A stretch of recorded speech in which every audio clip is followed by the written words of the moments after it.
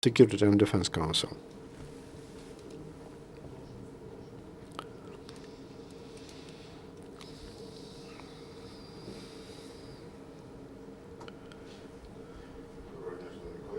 Good afternoon, dear colleagues.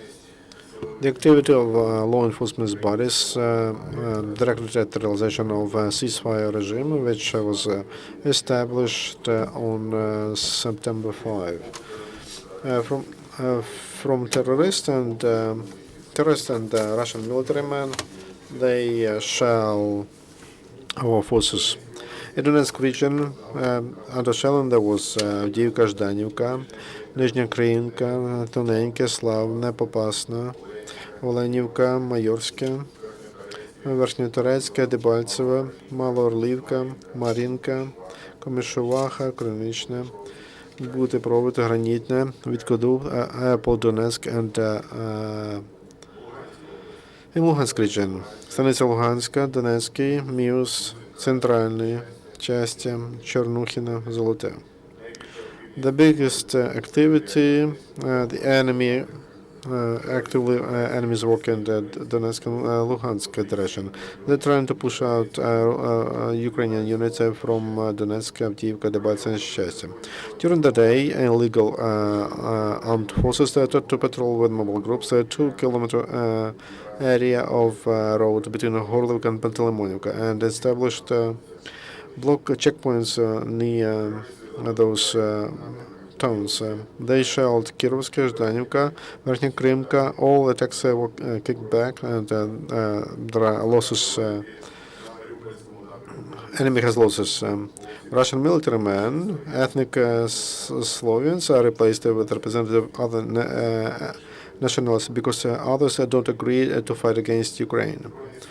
Armed forces of Russia continue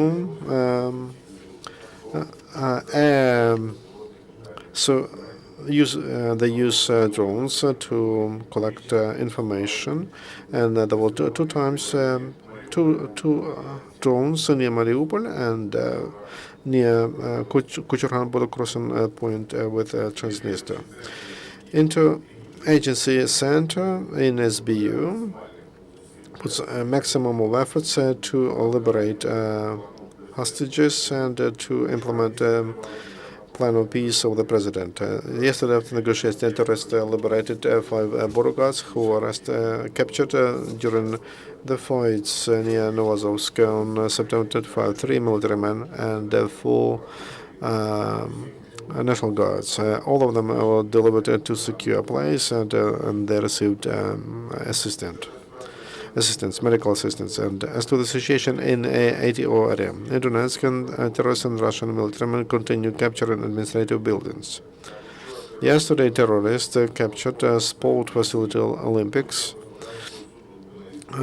court in the Donetsk region, and buildings of consulate offices of Poland, Czech Republic. Gunmen of Elinar, they're trying to turn Luhansk to Russian standards. In education institutions, terrorists prohibited to teach history of Ukraine, Ukrainian language and literature. Representatives of Self announced new authorities that they demanded to replace all information on standards in Ukrainian to Russian. Despite that, in schools, they continue using textbooks issued in Ukraine, published in Ukraine. In addition to that, terrorists force to learn laws of Russian Federation. During the military activities in the Donbass region, despite of danger, energy companies switched back 550,000 households in 100 towns and cities, and still there are 200,000 households without electricity, and they continue improving the situation. During the last day, on liberated territory technical units of state service on emergency, they found 101 items of explosives and explosive devices, and they checked 6.2 hectares of territory and 3 administrative buildings.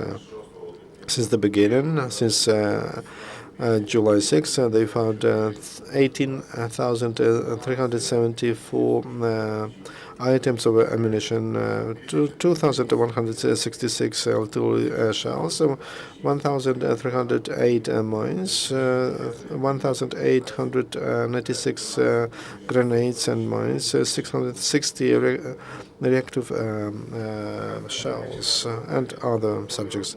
Chancellor of Germany, Angela Merkel, when she spoke to Putin, she told that pulling back Russian troops from Ukraine and building borders, and that's a key point to solve the crisis in Donbass. President of European Commission, Manuel Barroso, during the phone conversation with the President of Russia, he underlined that there is a necessity to comply with all the points of Minsk agreement that will allow to solve the conflict peacefully, respecting the sovereignty and territorial integrity of Ukraine. And Rasmussen underlined, Secretary General of NATO, Rasmussen, he told that the alliance keeps the door open for new members, and also that other countries don't have a veto for burden of NATO. Representative of EU, Maya Sanchez, told that September 13, on September 13, Russian-Ukrainian border was crossed by a Russian humanitarian convoy, and that violates international law and sovereignty of Ukraine. A representative of State Department of the U.S., Mary Harf, told that the recent attacks of separatists on the positions of Ukrainian forces near Donetsk and an airport during the weekend, and shell and monitors of OSCE, that is the violation of Minsk agreements from September 5. She told that the U.S. do not recognize legitimacy in elections in Crimea. Position of the U.S. as to Crimea is clear. Crimea is an integral part of Ukraine. In the statement from September 15, European Union underlined that they condemn annexation of Crimea and Sevastopol by Russian Federation and don't recognize it. In addition to that, EU doesn't recognize legitimacy of local elections in Crimea and Sevastopol. By 9 o'clock, three Ukrainian military men died and 2 got wounded. Thank you. Yesterday I asked you, and I didn't receive the answer about casualties for yesterday. We don't have that information.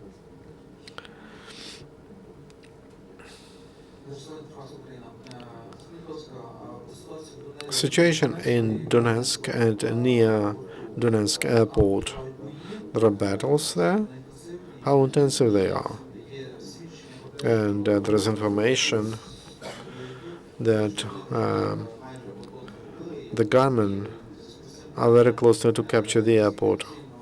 The question is, does it make sense to continue fighting for that, for the airport, and to victimize our military men to defend that facility? During the last several days, Airport Donetsk was the place that was shelled the most. Ukrainian military men still keep positions there, and it makes sense to keep it, to defend it.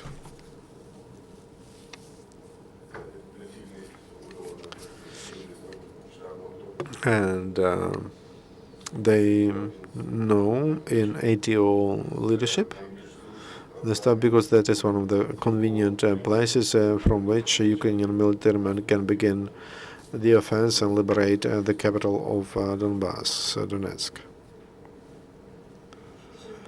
Other questions, colleagues?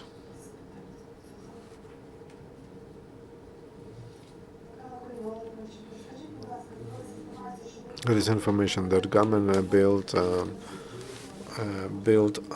military offices and catch those people who don't want to fight. We receive that information.